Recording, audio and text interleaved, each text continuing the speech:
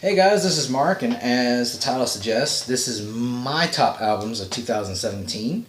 Um, in December, we're going to be doing a top albums of 2018, so big sure you stay tuned for that. This is a top 5, not a top 10, simply because I didn't feel there were 10 albums worth my money in 2017. There were about 8, and out of those 8, the top 5 made this list.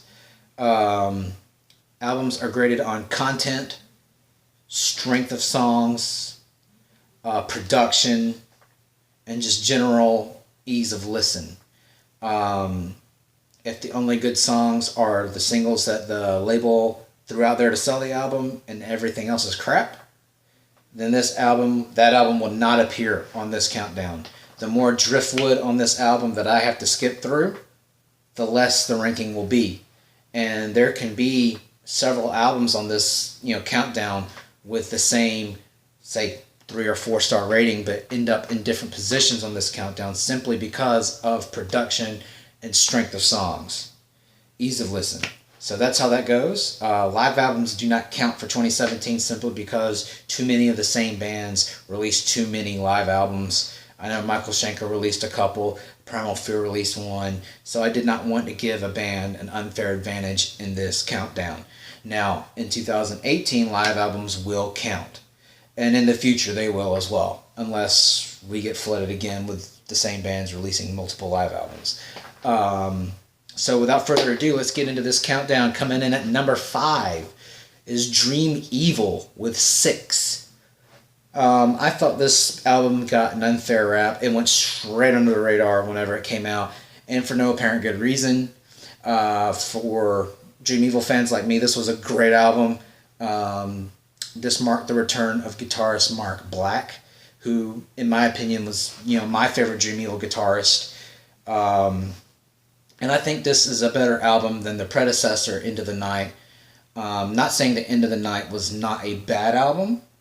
I mean, it was a good album, but I felt their guitarist that they replaced Mark Black with, Danny Demon, just wasn't the best fit. I felt that his playing was a little off, and the material was a little off because he wasn't as good of a fit as Mark Black was. I felt Mark Black took Gus G's place, seamlessly, and I think the album, the United from 2006, Mark Black's first album, was my favorite Dream Evil album. I consider that a 4.5 star album. So whenever I heard Mark Black was coming back for this album, I had instant high expectations for this. But we didn't quite receive another United. But it's a great album just the same. Songs like Creature of the Night, Too Loud, We Are Forever, 44 Riders. There's just plenty of great Dream Evil magic on this. Mark Black's playing is incredible as always. The only negatives I can say about this is, one, the first 2 songs weren't that great, so they kind of started off the album on a bad foot. The production on this album was great. At times I felt it was too loud, so I had to back off on it a little bit. But and another problem was, even in the great songs, sometimes Nicholas Isfeld's voice just didn't seem inspired. It was just kind of like he was singing in a monotone register. And it was like that at the beginning of the album, but as you get into the album, you can hear, starting with Creature of the Night, you can hear that great, passionate, power metal voice that he has. And as the album goes on, you can hear more and more of that great vocal that he has. But there's a lot of spots in this album where he just kind of sounds dull and plain, which is not something I expected out of him. Plus, in a couple of the songs, the guitar sound was really muddy, and some of the playing didn't sound very clean or tight. And because of that, this album gets a 3.5 out of 5. There's more good than bad. I would definitely recommend anybody that loves Dream Evil to check this out. If you've lost faith in the band, you will be restored with this, hopefully so. And hopefully this is not the last offering from the Swedish giant that is Dream Evil. Hopefully they continue to make great music. Hopefully Mark Black stays with them Again, check it out at number 5, Dream Evil with 6. And then coming up the countdown, just a little bit higher up on the scale, is Alice Cooper with Paranormal. This is a great comeback album from Welcome to My Nightmare 2. It features Nita Strauss on guitar, which is a great addition. I mean, a lot of these are great instant Cooper classics. Things like Rats, Paranormal, Paranoid Personality, All American Girl. I mean, these are just songs that you want to hear from Alice Cooper, and there's just this great Cooper charm over this entire album. And I imagine a lot of these songs are great live. Production wise, I don't feel the production was as good as on Dream Evil's album, but the material on this album totally blows everything away.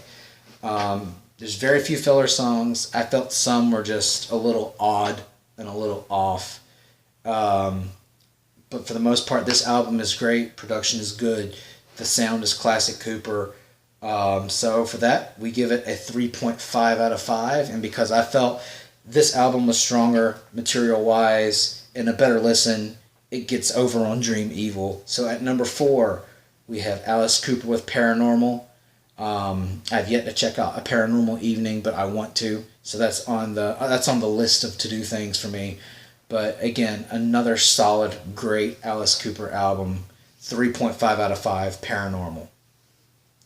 And sliding in unexpectedly at number 3 is one of my favorite German bands, Sinner, with Tequila Suicide. I didn't know exactly what to feel about this album at first because there have been a lot of changes since the last time I heard Sinner's music. The last album I got from them was 2010's or 2011's One Bullet Left, which was an incredible album. The band at that point was a guitar trio. They had X-Rage drummer Andre Hilgers there. I mean, it just had so much power, and this is a different lineup. We have guitarist Tom Naumann returning to the band. Alex Bayrod is out. The other guy, I forgot what his name, is out. And then Andre Hilgers was replaced with Primal Fear drummer Francesco Giovinno. And it's a totally different chemistry, so I didn't really know what to expect, but instantly I was blown away. Going Down Fighting, Battle Hill, The Road to Hell, The House of Rock. This is a classic Sinner album, and in many ways, in my opinion, kind of blows One Bullet Left to the side. Matt Sinner's voice is just as good as it's ever been. Great guitar harmonies, great grooves. I mean, you get into some real classic Sinner stuff here, like real throwback stuff. Like House of Rock brings me back to Born to Rock, which is a Sinner classic from, like, I want to say the first or second album. And I wasn't expecting to hear that, but this album is just great. It's heavy, it's melodic. Some great ballads are on there too. I think Matt Sinner kind of gets unfairly hunted after because of the Thin Lizzy approach that he started adopting on One Bullet Left. Songs like Back on Trail, you'll be able to hear that Thin Lizzy comparison. I mean, if you compare Back on Trail with Gotta Give It Up by Thin Lizzy, there's more than just a parallel there. But I don't think he needs to be judged by that, because if you guys have been listening to Sinner as long as I have, Matt Sinner's always kind of had that rock baritone, kind of very similar to Phil Lynott of Thin Lizzy. And as a Lizzy fan, to me, it's a throwback. And I mean, I know there's Black Star Riders, and then there's another inversion of Thin Lizzy, but I've heard it and I'm not impressed with it. And to me, what Matt Sinner does with this Lizzy-ish type approach, to me, is the best thing, in my opinion, that you can get to Thin Lizzy without actually having Thin Lizzy. And it makes me fall in love with the Sinner band even more. I've always been a fan of whatever Matt Sinner's done, be it Sinner, Primal Fear, Voodoo Circle, Rock Meets Classic. I'm a huge fan of Matt Sinner and everything he does. And this album is extraordinarily well produced, has great energy, but like with One Bullet Left, it does have its odd songs that are just hard to listen to. Whenever Matt Sinner's off, he's really off. So We have a couple songs that just didn't stack up the same way that the other material did, and for that reason alone, it gets a 3.5 out of 5, just like the other two before it, but strength of the material and production just puts this way ahead, which I did not expect happening. But Sinner again really brings it home with Tequila Suicide. I'm not impressed with the title track. That's one of the songs that's really kind of for me. That and a couple others. I think I only had to skip through 3 songs on this, so I mean, you've got a really great offering here from Matt Sinner, and I definitely recommend you guys check it out. Great German heavy rock, heavy metal. You'll love it. Turn it up. It just sounds great. Again, at number 3 is Sinner with Tequila Suicide. And number 2 is a bit of a far stretch for me. I didn't see this album even coming on here. Number 2 is LA Guns with The Missing Piece. And for those of you that don't know, I kind of lost faith in LA Guns a little while back. I was a big fan of the Stacey Blades era, even though he only had 2 studio albums, Tales from the Strip and Hollywood Forever. I mean, there's the Rip the Covers Off, but I don't really consider that a studio album. It's a cover album. So with all original material, Stacey Blades had 2. And those 2 were mind-blowing. I thought he elevated what Tracy Guns had when Tracy Guns left, and I was just so in love with that inversion of the band. Whenever I heard Stacey Blades left, I was taken aback, because Hollywood Forever was a really great album. And then I heard he was replaced by Michael Grant, and then I just lost track of the band. So I was very hesitant to listen to this because of that. But Tracy Guns is back and reunited with LA Guns, so I decided to give it a peek. I heard the single Speed, and I was like, oh my god, this is incredible. So I started listening to this, and the album was incredibly well produced. And that's not something that I expected from a band that has kind of been out of the mainstream for a while. I didn't even know they were still touring until this thing had popped up. So I didn't expect an album with as great of a sound, and it was incredible. The guitars sounded great. The first 2 tracks just out of the door, like All the Same to Me and Speed really get you. And then there's great ballads like Christine, and then you go into some great funk like Kill It or Die, which is one of my favorite ones. And then you had The Devil Made Me Do It. You have so many of these great classic moments. Like Sticky Fingers takes me back to Never Enough. And then, I mean, there's just so many great moments. Tracy Gunn's guitar playing is the best it's ever been.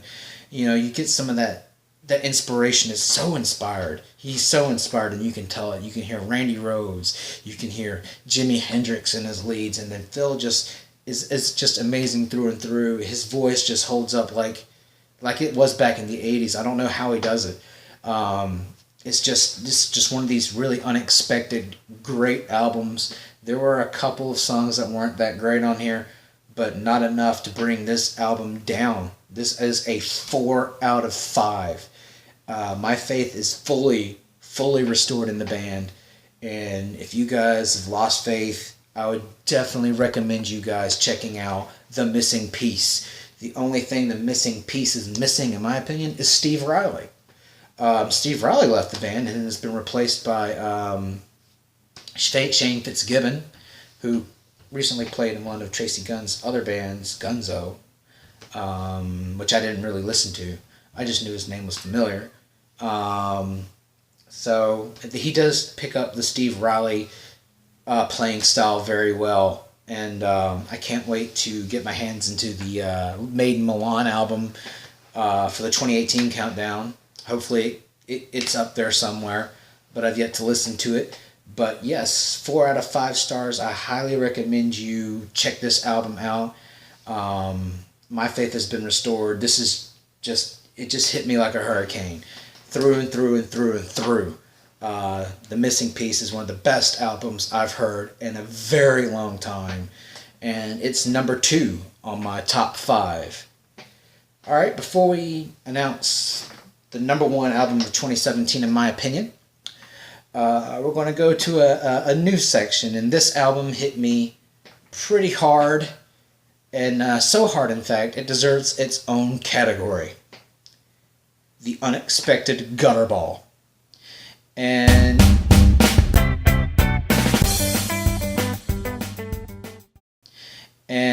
in this wonderful, wonderful Gutterball category of horrible albums is Operation Mindcrime's The New Reality. Now, don't get me wrong. I've went and seen Geoff Tate's Operation Mindcrime back on Father's Day, which is where I got this shirt. Geoff Tate is still an incredible voice, an incredible presence. His band to me is more Queensryche than Queensryche is right now. Fight me, I don't care. But his other 2 Operation Mindcrime albums were to me more Queensryche than Todd La Torre's Queensryche right now. The Key and Resurrection were, really good albums from Geoff Tate's Operation Mindcrime. So whenever I heard about The New Reality, I was all over it. And unfortunately, this album is a flop. If there was an album that actually deserved to fly straight under the radar, it was this one. I give The New Reality a 1 out of 5 for actually just having only one decent song, and that's Under Control. The production wasn't that great. I know it's a concept album of things, and I think maybe it would have been more compelling as something to watch, because as a listening experience, it was awful. I mean, there's a lot of synth, and I'm not against synth. Synth has its place in hard rock and heavy metal. But most of this album was keyboard-oriented. The production was not great. Even the drums at times did not sound that good. The guitars, for the one song that actually had some heavy guitars, Under Control, which was the only real decent song in my opinion, it was just really thin and brittle and dirty sounding. And, I mean, Geoff Tate sounded fine, but it's just the material was just snooze fest. And there was a lot of beats and stuff going on, and it just didn't have a lot of substance. Now, I imagine maybe some of these songs would be great live, but as an album, this is incredibly unlistenable. And it gets a 1 out of 5. The last time I heard an album this bad, it was Iron Maiden's The Final Frontier, which I also give about a 1 out of 5. Would this deter me from seeing Geoff Tate again in the future? Absolutely not. I'd throw down good money to see Geoff Tate again. It's just this album did not hold water. It was just a boring, uninspired listen from start to finish, bad production, and songs that just generally drone on.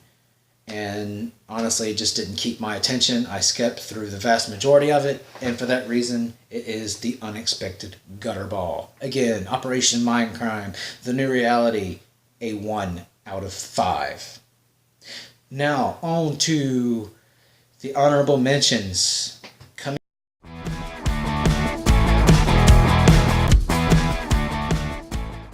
Coming in on the honorable mentions is The Haunted with Strength in Numbers.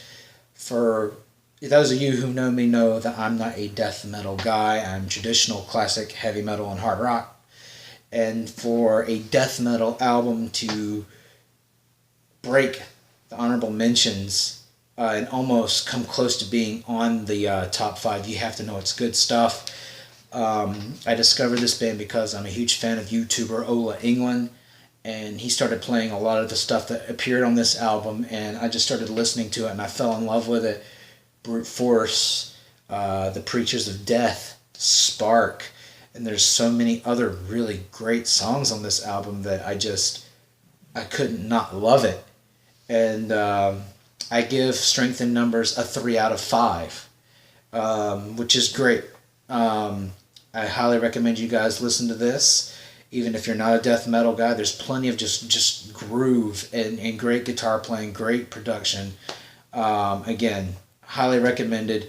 The Haunted, Strength in Numbers, a 3 out of 5. And at the top of the honorable mentions is, again, another of my favorite Swedish bands, Europe. And they released an album called Walk the Earth. And this was an incredible album. It just wasn't quite strong enough to break the top five, but it just opens up with the title track and it blows you away. The first three songs, Walk the Earth, The Siege, Kingdom United, and it's just, you have this really great vintage modern sound, and Joey Tempest's voice is takes on at times like a Robert Planish type tone, but it's just incredible. I mean, there were a few songs that were kind of on there, but after you get to those two or three songs and you hit the rest of the album, it's just straight, really good, solid material. And for those of you that, gripe about John Norm being the Les Paul blues guy and not the Strat wielding guy that you knew back in the 80s, there's plenty of Strat sounding material on this album. The first three songs have a lot of great throwback moments to Deep Purple, and you can hear a lot of Ritchie Blackmore's Rainbow. You can hear a lot of Zeppelin, a lot of other early stuff, and they took that sound and they made it modern, and I think this is a great album from Europe. Again, not quite strong enough to breach the top five, but it's good enough to get a 3.5 out of 5. Definitely a great listen. If you're a Europe fan at all, I think you'll love it. Again, Walk the Earth by Europe, 3.5 out of 5 at the top of my honorable mentions. Great stuff. GTO. There's other good songs, just check it out. Again, Walk the Earth, 3.5 out of 5.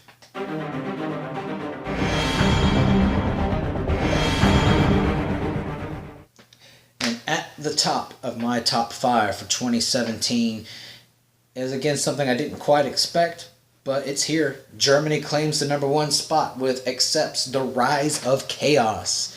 I was a bit concerned about this band at first, so I was very hesitant to listen to this.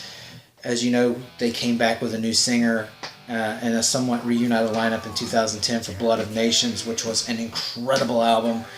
I would probably give it close to 5 stars.